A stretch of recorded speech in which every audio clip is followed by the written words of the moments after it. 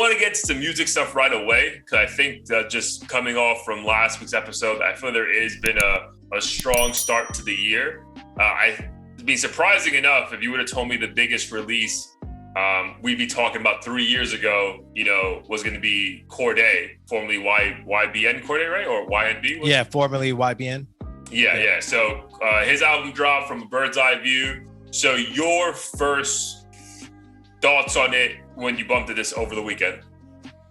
First thoughts on it was I was really impressed with how he's continuously grown, just like as an artist. It seems like he's finally found his place and voice within the hip hop game. And I think he sets a really good example for a lot of these young dudes, because I know you and I, even though we listen to some of the guys who may not have a positive message, we still are frustrated that like it seems like it's the only thing that gets pushed by the industry, I guess you could say. Whereas I feel like the industry is really pushing Cordae.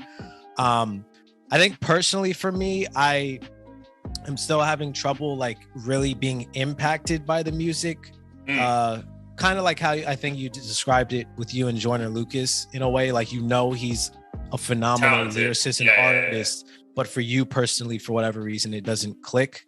I think part of it for me is I feel like there's an obvious inspiration to J. Cole's music, and maybe part of me is just like in the back of my mind subconsciously like comparing it to Cole.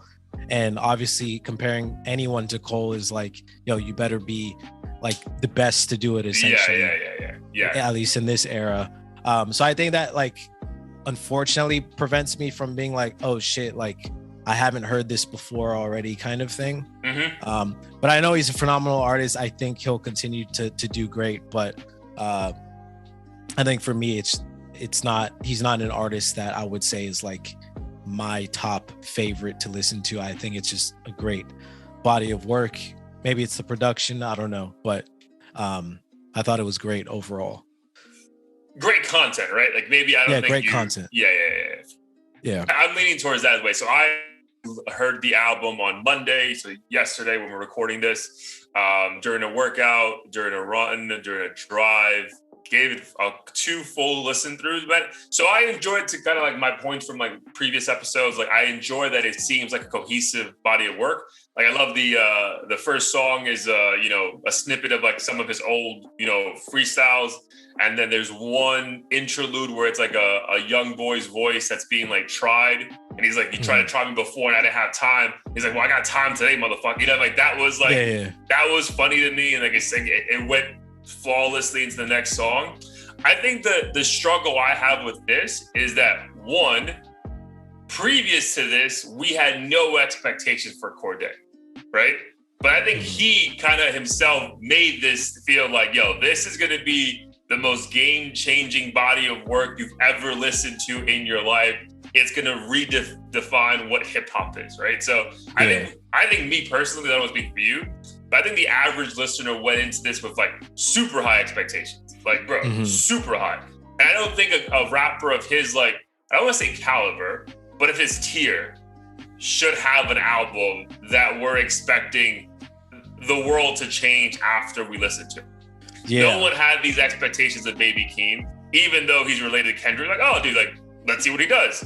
Or the same thing with IDK. I feel like what fucked this up is, again, he's a rapper that's like maybe I would say a tier C rapper, which is not an insult by any means. But again, you're fucking like 24 years old, bro. Like you're just kind of building away at your pedigree at least. But I just feel like the weight of this album, dude. He had the feature with Lil Wayne. That Sinister song was so banger. Like you had to hop on a freestyle, right? Like there were so many things leading up to he's dating the most famous tennis player in the world. Like all these things, and it was just like.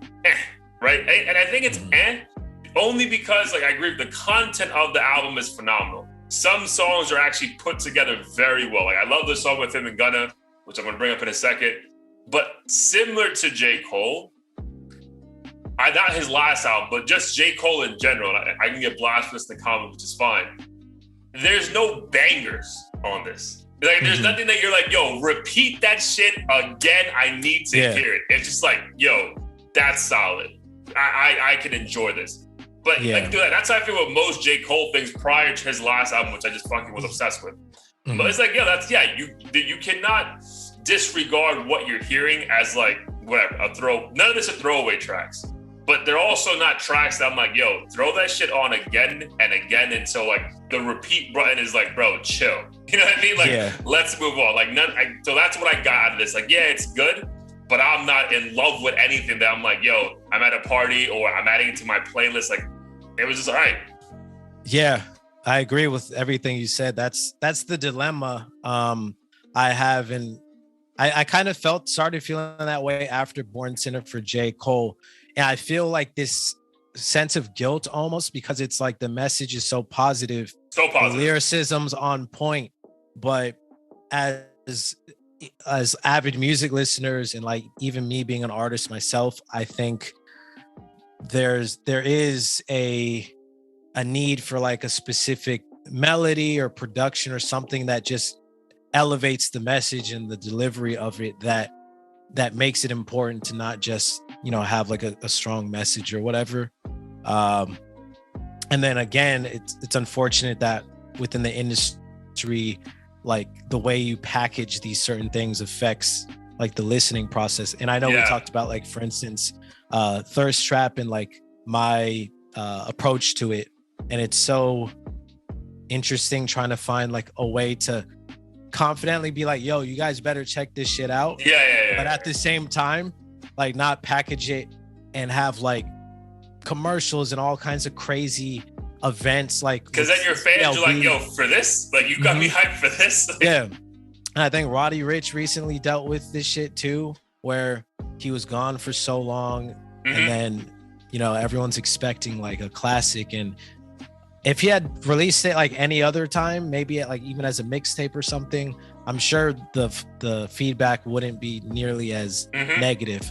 But it's like, hey, you gave us this expectation and then you fell short, or at least shorter than what you made it seem to be, and now we're pissed, and that might influence how people talk about him for the next year or whatever. So I don't know what the general sentiment around this album is outside of you and me, but I did expect more.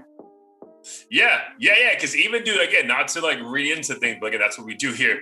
It like the title of the album, From a Bird's Eye View. I mean, a bird's eye view is above everything else. At some point, you're kind of letting us think that, yo, this is going to be above everything else you've heard. Like, this is a new, like, and I think his record label is called High Level. Like, just everything he like, again, puts out, like as far as like marketing, just makes you feel like, yo, bro, this is a different kind of hip hop. Which again, it just sucks, bro. When I was thinking about these topics, like for this one, is like hip hop the only genre where like that's like what we hold against certain artists. It's like, well, you didn't have enough bangers, right? But like, does anyone go to Adele as like, well, you didn't have any songs about like divorce, so I don't want to listen. It's like, dude, like it's good. You know, it's like, what do you like? So that's why I think like it's like, so that's why when people figure it out in hip hop that can do both, like the Drakes, the Ye's, the J's, the J. Cole's, Kendrick's, that can like give you a message, but then also have a dope way of doing it. Like, that's why we fucking just like love these guys so much, because dude, like it's so hard to get that perfect balance, bro. Because I think this is another example of it. Like, dude, like you can have a phenomenal message. We don't think your flow is corny, but just something isn't like enticing me to just fucking play this nonstop, you know? Yeah. I think with hip hop, maybe it's that we're like really reliant on quotables and specific bars that connect us with other people, like in the club or just out and about. Like with Jack Harlow, What's Poppin'? Yeah. Like he dominated that phrase. And even if like some people might think the song's played out or like corny or whatever you want to say, I feel like naturally you just end up infiltrating conversations, even if you weren't meant to. Like you just happen to come up. And I feel like if an artist doesn't have at least like a couple catchy songs or phrases or viral moments, then it's hard for them to stick and really entice people to pay attention, become like cult like fans, and pay attention, like, beyond that journey or whatever. Yeah, and again, and it's also, dude, I feel like his last album was literally Grammy nominated, so he already had our attention with that, right? Like he just, this guy's, he's coming at us at a whole different angle. I don't think that one had any bangers, but that had the luxury of being his first project, so it caught us off guard, right? Like we remember the Pippin freestyles and shit like that about Cordae from back in the day. We're like, damn, bro, you just put together a whole 13, 14 song body of work like this, and you're how old? So he caught our attention. Then he gave us like the 4, I think it was called Colors, like the 4-song EP that had Q-Tip and Young Thug. We're like, yo, holy shit, everyone is co-signing you. So I just think, I think he's a victim of his own like hype, which again isn't bad, because I still think this is going to do well and is going to be probably critically acclaimed.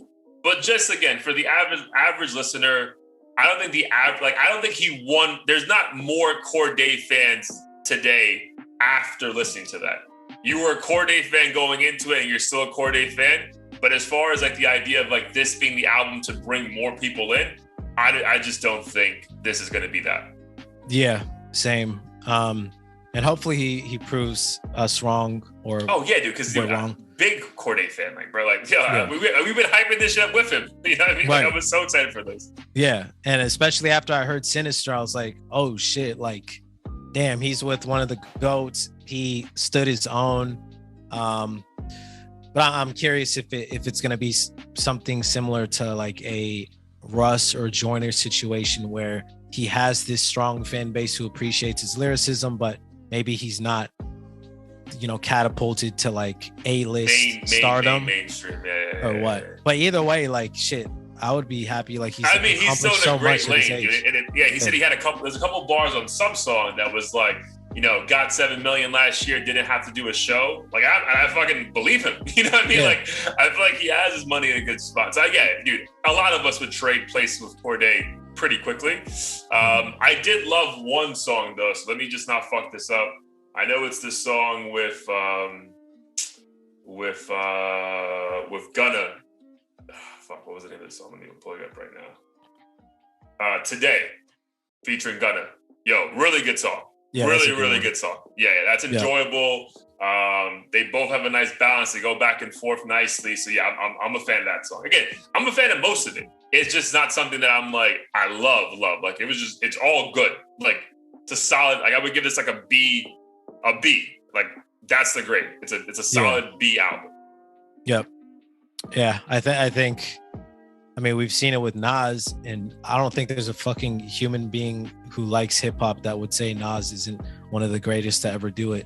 And people complain about his production, and Hit Boy made his shit like the best thing I've ever heard in a long ass time. So maybe it is just requires a couple different beats or experimentation, and he could turn it around for us. Again, he doesn't have to do shit because of our opinion, but I think for me, at least personally, to really go into this and feel an impact, he might have to switch a little bit. Yeah, that's a great word, impact. I don't think this album is going to do the impact that you wanted. That's a great word. I feel like you could tell with the rollout, like this wasn't like a normal hip hop album rollout. Like there was like 2 singles, 2 videos, like it was a lot. And it just like, the rollout didn't equate to the impact they wanted. But again, this shit's not a science. It knew how to do this shit, everyone would do it. So, but yeah, shout out to him. If you haven't checked it out, definitely go check out Bird's Eye View by Cordae. Solid album. And you think it should be higher than a B grade, let us know in the comments. Some other